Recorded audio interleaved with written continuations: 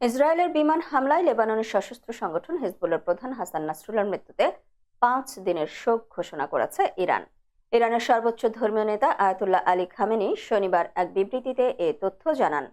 প্রতিশোধের হুঁশিয়ারি দিয়ে তিনি বলেন, হাসান নাসরুল্লাহর মৃত্যু প্রতিশোধহীন যাবে না, তিনি শহীদ হয়েছেন। বিশ্বের মুসলিমদের ইসরায়েলের বিরুদ্ধে দাঁড়াতে হবে। এর আগে লেবাননের রাজধানীতে ইসরায়েলের বিমান হামলায় হাসান নাসরুল্লাহর মৃত্যু হয়। নিহতের বিষয়টি প্রথমে ইসরায়েল দাবি করে, পরে হিজবুল্লাহ নিজেই বিবৃতিতে বিষয়টি নিশ্চিত করে। হাসান নাসরুল্লাহ 32 বছর ধরে এই সংগঠনের নেতৃত্বে ছিলেন। এদিকে হাসান নাসরুল্লাহকে হত্যার পর ইসরায়েলের প্রধানমন্ত্রী বেনিয়ামিন নেতানিয়াহু বলেছেন, নাসরুল্লাহ একজন সন্ত্রাসী ছিলেন। নাসরুল্লাহর হত্যায় মধ্যপ্রাচ্যে ক্ষমতার ভারসাম্য পরিবর্তন করতে পারে। উল্লেখ্য, গত বছরের অক্টোবরে গাজা যুদ্ধ শুরু হওয়ার পর থেকে মিত্র হামাসের সমর্থনে ইসরায়েলে নানা সময় ছোট আকারে হামলা করেছে হিজবুল্লাহ। বলা হয়, হিজবুল্লাহর প্রধান সমর্থক ও অস্ত্র সরবরাহকারী দেশ ইরান।